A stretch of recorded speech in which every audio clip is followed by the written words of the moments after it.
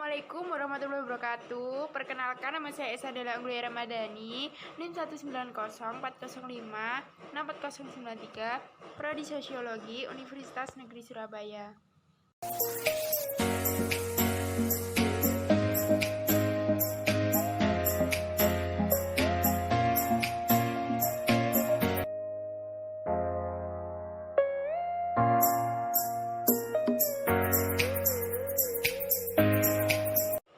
Saya akan menjelaskan mengenai konsep emansipasi dan rasionalitas oleh Theodor Adorno. Jadi, Theodor Adorno merupakan seorang sosiolog, filsuf, musikolog, dan komponis yang berkebangsaan Jerman pada abad ke-20.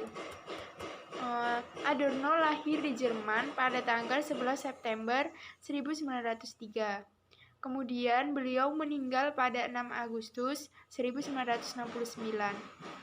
Beliau dikenal sebagai pencetus aliran kritikal teori Marxisme. Kemudian Theodor Adorno juga merupakan penyumbang keilmuan dari Frankfurt School. Jadi, Adorno merupakan anggota dari Mazhab Frankfurt dengan Jürgen Habermas, Max Horkheimer, dan Walter Benjamin. Adorno menyumbangkan kritikannya terhadap masyarakat modern karena merupakan suatu bentuk penindasan yang dilakukan oleh kapitalisme terhadap manusia. Theodor Adorno juga merupakan generasi pertama bagi Frankfurt School. Sedangkan Frankfurt School merupakan pusat penelitian interdisipliner yang terkait dengan Universitas Frankfurt di Jerman. Dan dia juga bertanggung jawab atas pendirian dan berbagai lintasan teori kritis dalam humaniora, kontemporer, dan ilmu sosial. Salah satu ciri yang menonjol dalam pandangan filosofisnya adalah adanya penolakan terhadap pemikiran sistematis. Hal ini berasal dari keberatannya terhadap berpikir metodologis, filsafat sistematis, dan pemikiran metodologis. Menurutnya memiliki kecenderungan untuk sampai pada kesimpulan yang hanya mengkonfirmasi asumsi yang terkandung dalam premis-premisnya. Terdapat konsep emansipasi dan rasionalitas di mana Adorno ingin mempertahankan ide dasar Aufklärung, yaitu emansipasi dengan menambah jalan rasionalitas, dengan hanya mengkritik radikal atas pemikiran masa pencerahan yang berkisar pada paham kemajuan. Dapat ditentukan arti rasionalitas bagi zaman kita ini. Aufklärung yaitu berarti mau membuat cerah, dengan mau menyingkap segala tabir yang menutup kenyataan yang tak manusiawi terhadap kesadaran kita. Teori kritis dalam hubungan ini berbicara mengenai kesilauan, yaitu semacam selubung menyeluruh yang membutakan kita terhadap kenyataan yang sebenarnya. Sedangkan sasaran Aufklärung yaitu untuk membebaskan manusia dari kuasa magis dengan menggunakan bantuan ilmu pengetahuan. Aufklärung dalam pandangan Adorno merupakan arti yang paling utama dari pemikiran progresif, di mana memiliki tujuan yaitu emansipasi manusia dari ketakutan dan membangun kemerdekaan dirinya. Pencerahan merupakan proyek menyingkirkan mitos-mitos dari logos atau akal budi dan beralih pada tradisi berpikir kritis yang disebut rasio kritis. Adorno menyatakan bahwa manusia telah terjebak dalam dialektika, di mana manusia sebagai subjek yang menguasai alam akhirnya menjadi penguasaan objek itu sendiri. Manusia ingin membebaskan dirinya pada realitasnya, tetapi justru diperbudak oleh alam. Disinilah terjadi suatu pembalikan, manusia yang telah menyatakan diri sebagai subjek justru menjadi objek dari alam itu sendiri. Dari sinilah lenyapnya kebebasan manusia yang disebut sebagai negativitas total.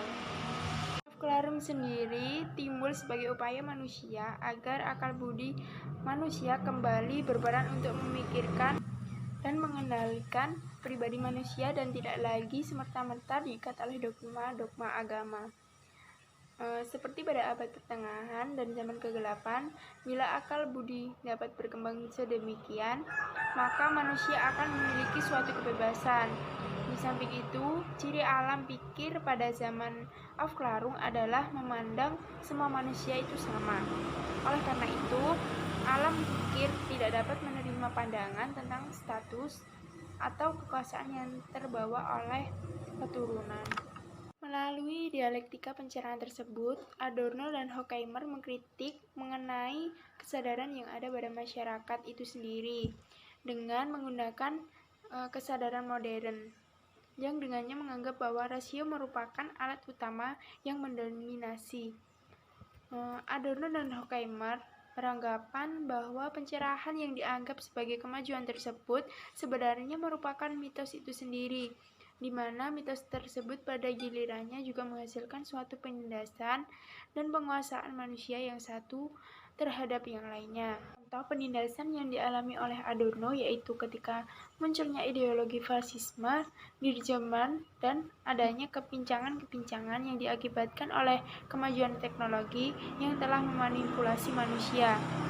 Suatu kemajuan merupakan emansipasi, namun suatu kemajuan tidak dapat dipikirkan terlepas dari kemundurannya.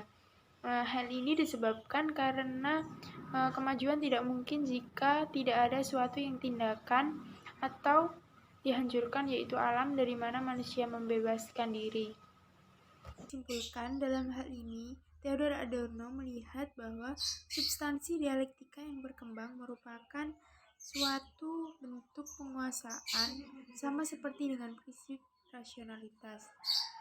Theodor Adorno melihat bahwa teknologi yang dibuat oleh manusia juga merupakan manifestasi dari suatu bentuk dari rasionalitas.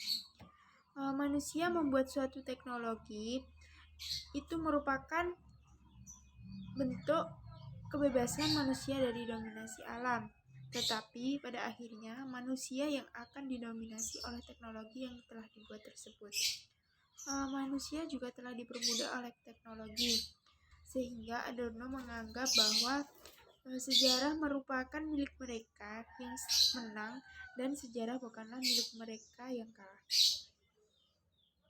Untuk penerapan konsep emansipasi dan rasionalitas oleh Adorno, yaitu pada saat ini dalam kehidupan manusia, di mana manusia dapat menciptakan berbagai teknologi untuk menunjang kebutuhan hidupnya, sehingga terciptanya berbagai macam teknologi yang dapat berdampak pada rusaknya alam.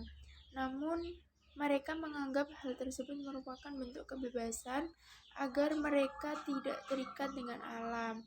Seperti contoh, penggunaan teknologi sehari-hari seperti adanya smartphone, laptop, dan lain sebagainya merupakan teknologi yang dapat merusak alam. Contoh lain, seperti adanya kendaraan, di mana kendaraan tersebut telah membantu mobilitas manusia menjadi mudah dan nyaman. Namun, kondisi ini diperparah dengan cara manusia yang mengkonsumsi energi untuk kendaraan mereka. Terima kasih telah menonton video ini. Mohon maaf apabila ada kesalahan dalam penjelasan. Saya akhiri. Wassalamualaikum warahmatullahi wabarakatuh.